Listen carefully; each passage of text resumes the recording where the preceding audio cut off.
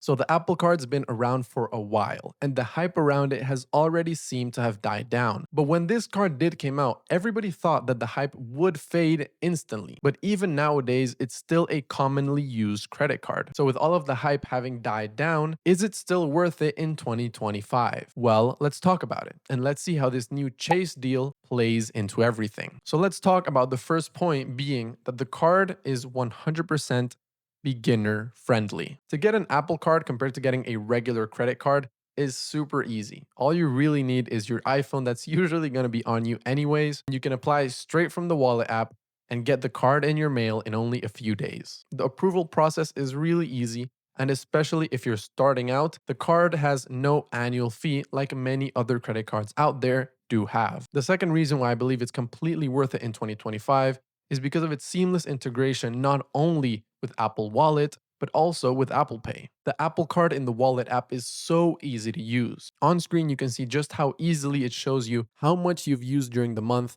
how much you have to pay, and it shows you very clearly what you have to pay each month to avoid getting interest charges. It tracks your spending super easily and even allows you to get your daily cash back put into an Apple savings account. Now, granted, the Apple savings account isn't the best savings account in the world, but it's simply put just a way to store your money there without you even knowing. If you just go on your day by day using your credit card, you won't even know that every single day you're putting a few dollars into savings. And if you leave it there over time or simply put spend more money every month, naturally you're going to have more in savings than you ever did. It also makes it very easy to share the credit card with other family members and also allow them to build credit. If you have a family member, a wife, a son, or anything similar, you can share your Apple Card with them through the Apple Family Sharing Plan, and with that, they can also start building credit straight from your own card. Instead of having to go to a bank, get an extension, or do anything similar, it's as simple as just pressing a few buttons on your phone, and then the other person gets access to the card immediately. The physical card that comes in the mail is also a really big plus, because not only does it look cool and very Apple-like, but all it has on the card is your name. It doesn't have the CVV, the digits, or even the expiry date. It's just an aluminum white Apple card that stands out from all the other credit cards in the world. Now, granted, with all the simplicity and beginner friendliness do come some counterparts, and that's the fact that the card is made for beginners. So it's a really easy way of tracking credit, how much you've spent, how much you have left to spend,